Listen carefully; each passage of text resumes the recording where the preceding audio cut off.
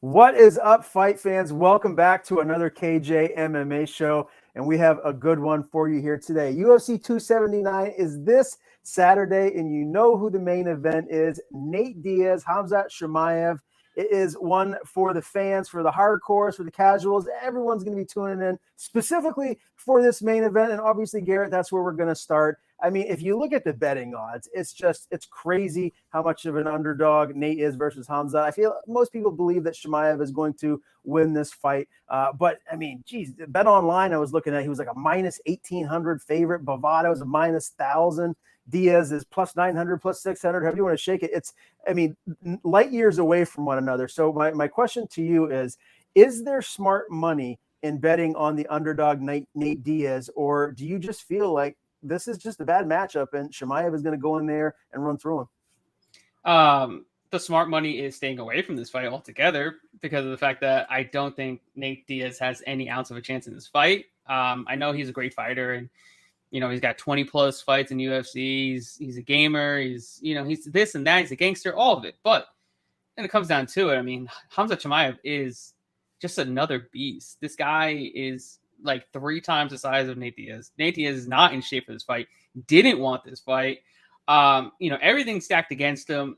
He's going to have to pull something out of his ass if he wants to get this done. But ultimately, I think Hamzat runs through him in probably under 2.5 minutes. I mean, he doesn't like to play with his food. He's not going to do what Leon Edwards did and, stay back and stay at range. No, Hamzat's looking for the kill, whether it's by submission, by ground and pound TKO, or knocking you out on the feet. He's looking to finish you early and fast. He doesn't care. He doesn't care about making a long fight. He's going to go in there and absolutely run through him.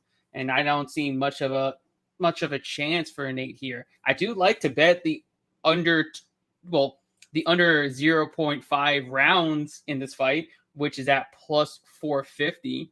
That means someone's got to win in 2 minutes and 30 seconds. And I ultimately do expect Hamzat to win in that fast of a fashion. So plus 450 on a maybe he gets it done in under 2.5 minutes. But ultimately, I'm staying away from this.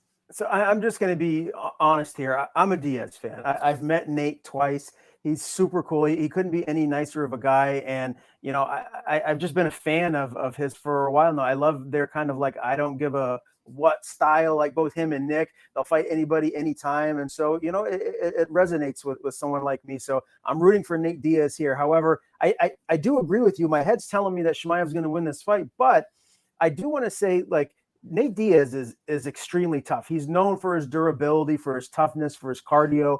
If Hamzat can't finish Nate in the first round, if Nate survives and he gets into the second, third round, this is a 5-round fight. It's a main event fight.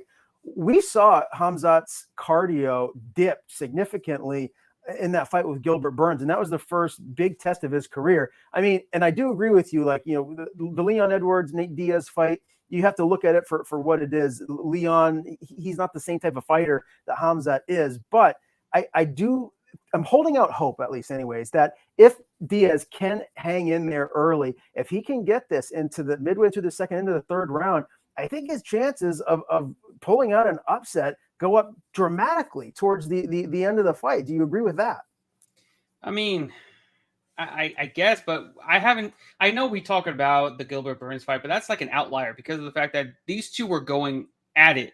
The pace that these two were putting on in that fight is really hard for literally anybody to keep up with. Even Nate Diaz. If Diaz was going balls to the wall for 15 minutes, I don't expect him to be having the cardio that he did against Leon Edwards, because against Leon Edwards, he wasn't, it wasn't a high pace. It was very modest and slow and just kind of, outstriking a little bit of grappling here and there and just staying at distance. But when you have a guy like Hamzat, you can't fight like that. You have to fight at his pace because he's bringing that pace to you. And arguably, I think Hamzat is the hardest puncher that Nate has ever faced in his entire career. He's mainly faced lightweights, even at welterweight. He's fighting lightweights at welterweight. This is a legit middleweight fighting at welterweight. Possibly, we can even see Hamzat make 205. Let's be honest. The guy is that big, that strong. He can even fight at 205. And he's by far the hardest puncher that Nate Diaz has ever faced in his entire career. And mind you, Nate's been finished by Jorge Masvidal in round, I think it was round 3. And he was getting absolutely massacred on the feet. I think, Hamzat's going to do exactly what Jorge Masvidal was able to do, except much quicker and much more efficiently.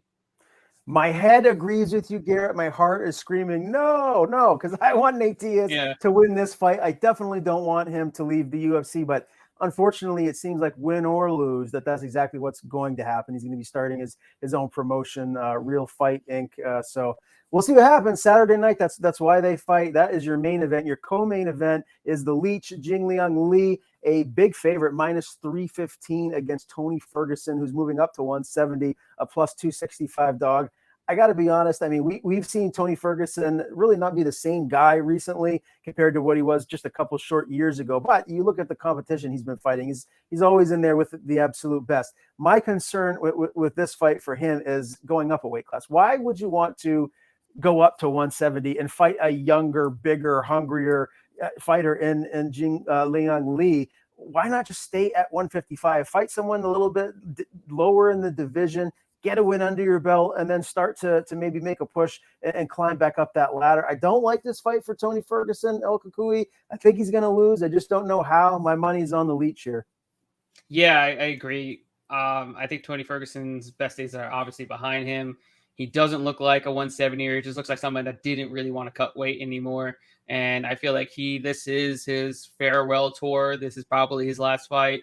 I'm not sure if it's his last fight on his contract, but I think he's going in thinking this is probably his last fight, win or lose. And I can't fathom it going any different than the Michael Chandler fight, except I think Lee pretty much puts him away earlier than Chandler was able to. Leech is much bigger, much stronger, much more powerful than Chandler. And we've seen what Lee was able to do against a much better striker in Muslim Salikov in his last fight.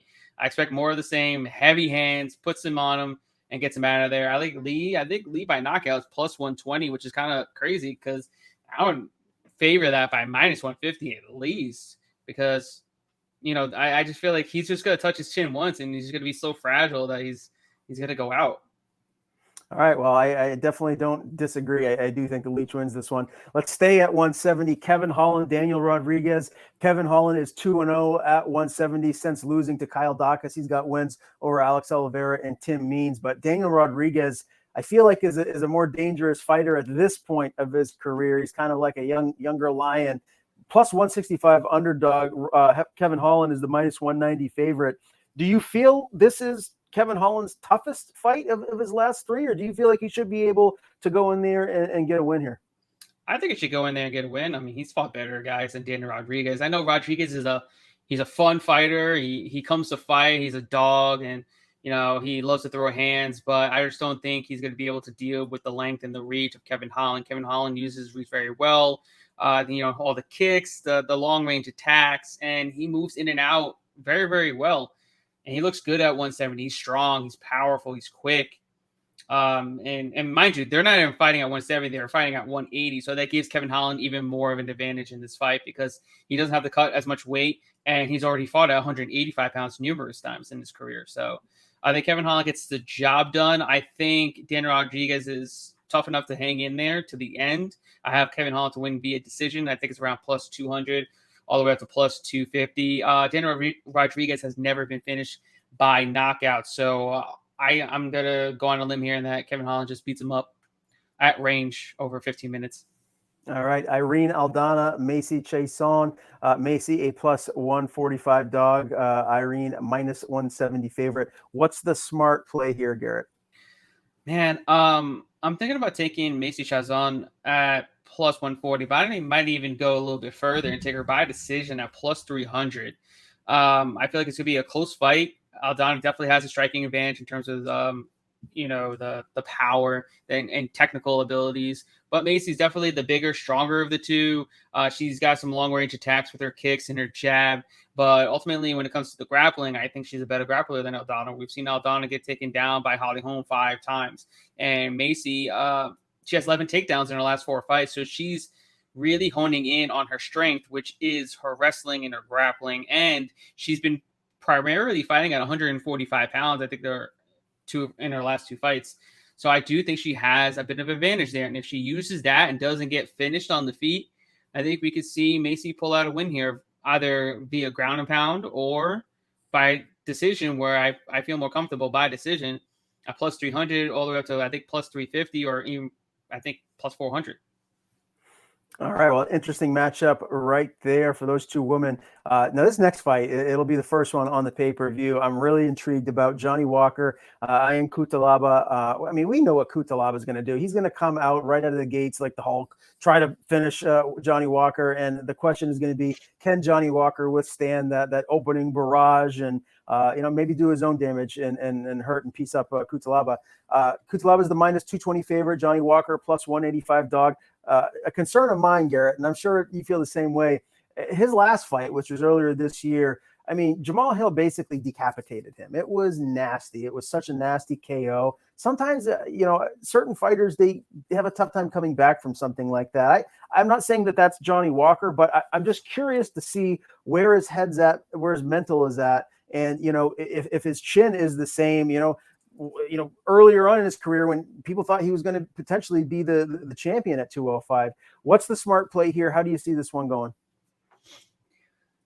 I'm taking a shot on Johnny Walker here at plus 185. I think everybody's too quick to right ship and write him off. I know he got knocked down his last fight and he lost to Thiago Santos in pretty much a staring match before that. But, he's fighting elite competition. Cutelaba, on the other hand, he's a crazy ball of fire. Dude comes out, guns blazing, round one, looking to take your head off, pick you up, slam you, beat you up on the ground. But we know he fades immensely after round one, especially against guys that put the pace and put the pressure on him after round one.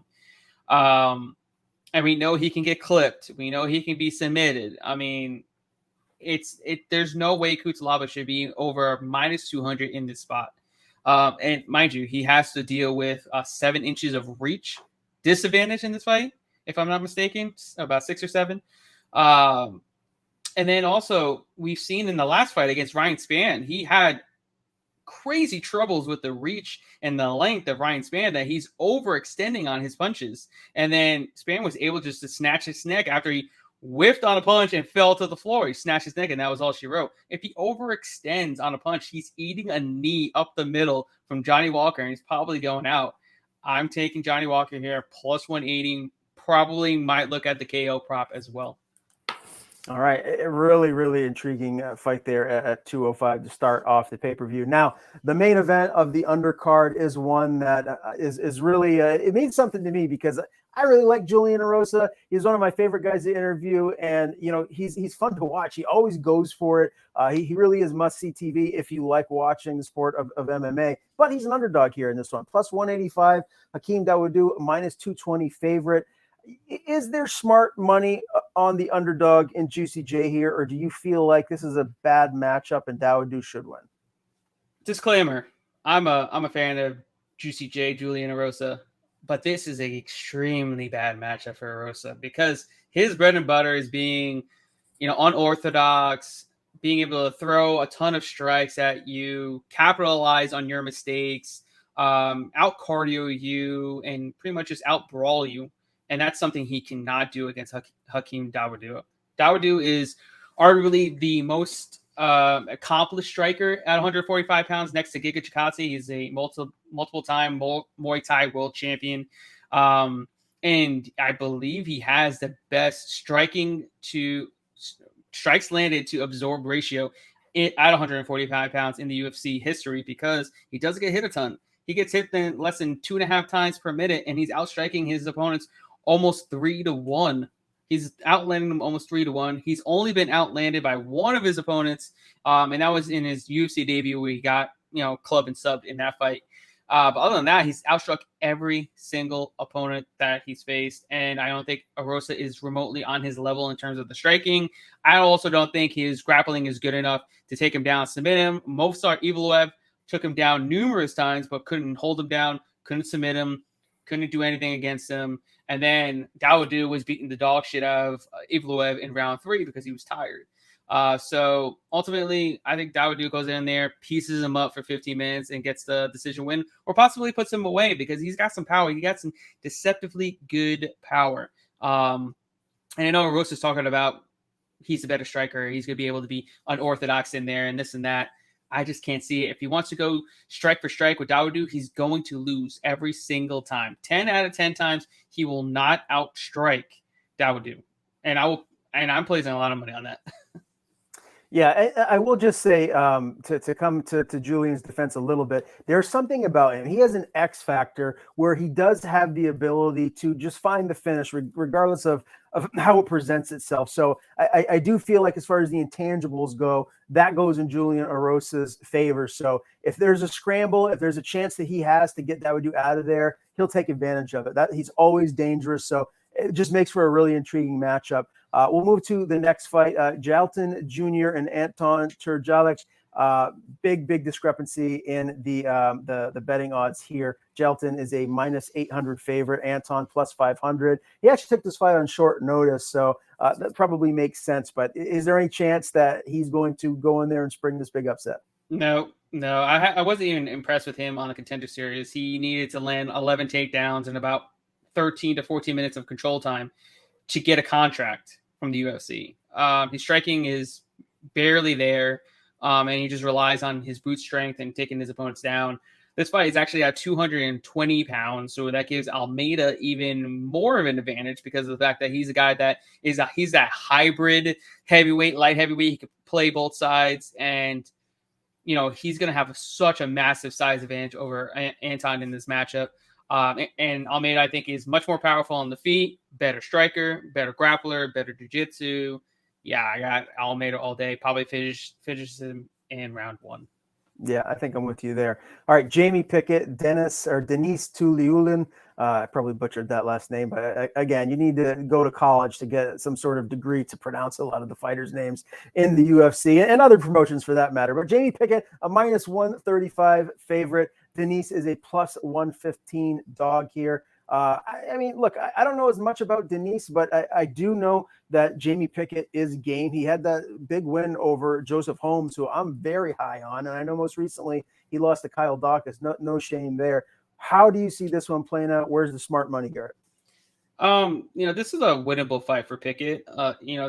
Pickett wins fights that he should win and loses fights that he should lose. This is a fight that he should win. And I haven't been impressed with Tululin at all. Granted, he's only had one fight in the UFC, but I really wasn't impressed prior to the UFC either. So ultimately, I can't bet on this fight. But if I had to place money, I'd probably place on Pickett. I just think he's the bigger, stronger, faster, better athlete as well. He's got a long reach, uses his 1-2 very well, and has decent grappling. I'll take Pickett in this fight. Tululin. You said that so easy. So I'm just butchering it. It's Tululin. It's Tululin. Yeah. I just watched too much. Okay. All right. Well, fair enough.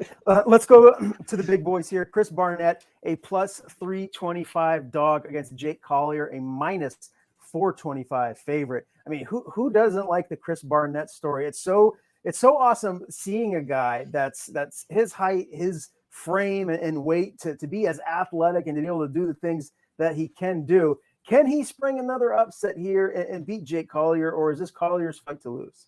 It's Collier's fight to lose. And unfortunately, this is going to be the last we see of Barnett in the UFC. It sucks, but it is what it is. He's a fun, entertaining fighter. Everybody loves him. It's hard not to like him, but this is a very bad matchup. I think Collier is arguably one of the better strikers in the UFC heavyweight division because he's used to be at 185. So he brought that speed with him to the heavyweight division. He still has that speed, and now he just added size to it. So I think it's quicker than most heavyweights, and he's got really sharp boxing. And I think he's just going to be able to box up Barnett at will. But I think this hits the judges' scorecards, and Collier just gets a nice unanimous decision victory. I think he's at +140 by decision. Norma Dumont, Danielle Wolf. Dumont -425 favorite. Wolf a +325 dog. Any chance the Wolf can howl and pull the upset? It depends. I mean, it could go one of two ways. Norma Dumont goes in there, gets the clinch, gets a body lock takedown. That's all she wrote. Or Danielle Wolf is able to, stay on the outside, use her boxing, because I believe she's a pro boxer, or championship boxer, something like that. Very high level.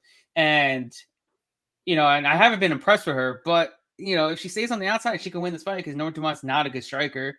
So I wouldn't bet on this fight, nor would I ever bet Norma Dumont at minus 410 against literally anybody on the face of the planet, might I add. So if I had to place a bet based on the odds alone, I'd probably have to bet Daniel Wolf, but please do not bet in this fight. All right, we'll keep it moving. Chad Ellinger at plus 145 underdog. Haley Elatang minus 165 favorite. This is a pretty close one, and both of these guys, they're well-rounded. They know how to fight regardless of where the fight ends up. Where do you feel the smart money is here, Garrett? I'm pretty confident in Alatank in the win here. I just think he's all around better fighter. He's got the power advantage. I think he's got better technical boxing as well. And he's definitely the much better grappler. I think he's averaging almost 2 takedowns per 15 minutes. And he's, attempting upwards of 5 to 6 per 15 minutes as well. And Hellinger, he got taken down 9 times in his last 2 fights against not the greatest of grapplers either. So I think there's more ways to win for Alatang in this fight, and he gets the job done. I mean, and Hellinger, he's had troubles with his past 2 fights. His past 2 fighters both, had cardio dumps as well, which is mainly the reason as to why he won. So as long as Alatang doesn't have no crazy cardio dump, I think he gets the job done. Elise Reed and Melissa Martinez. Elise Reed is a plus 148 dog. Melissa Martinez minus 170 favorite. I know Elise pretty well. I've interviewed her a handful of times. Can she spring the mild upset here, or is the smart money on Melissa Martinez? Oh man, from the tape was not really impressed with Martinez. I believe she's 7-0 prospect. She won via split decision in her last fight. She got taken down a ton. Looked like a fish out of water on her back. Didn't do well getting back to her feet, but on the feet, she's got some power. And I know she hasn't fought in about 3 years, but she's been doing a ton of kickboxing fights. So we know she's sharpening her tools that are already there. She got some insane power at this weight class as well.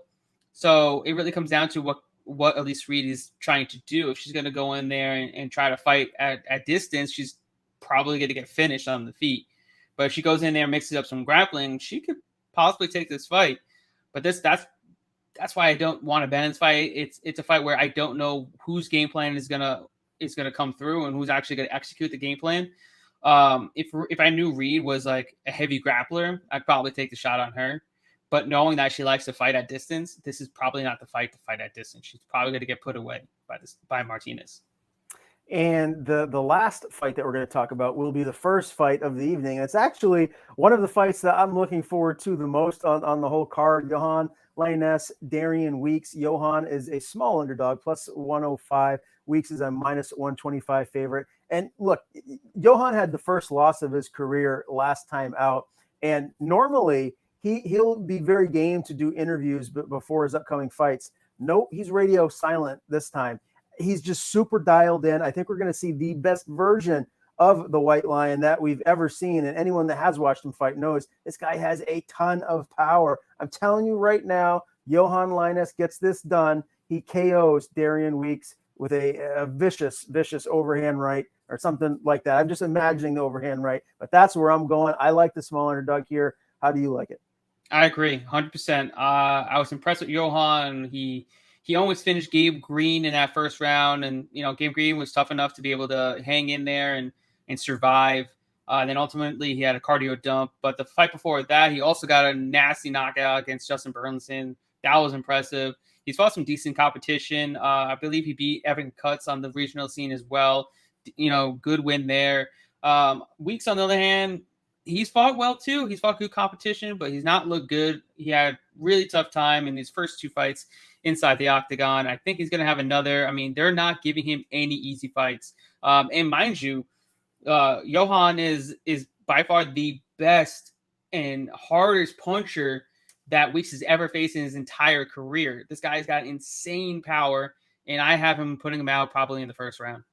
Yeah, I totally agree. Johan, he's scary, especially that now that he had the first loss of his career. He's going to be dialed in even more so. Well, that does it. That covers the whole card for UFC 279 this Saturday in under 30 minutes, like we always do. We hope you enjoyed it as we do every week with the Fight Analyst. I am Ryan Drell. Make sure you subscribe to the Vegas Odds YouTube channel. and we will see you guys next week.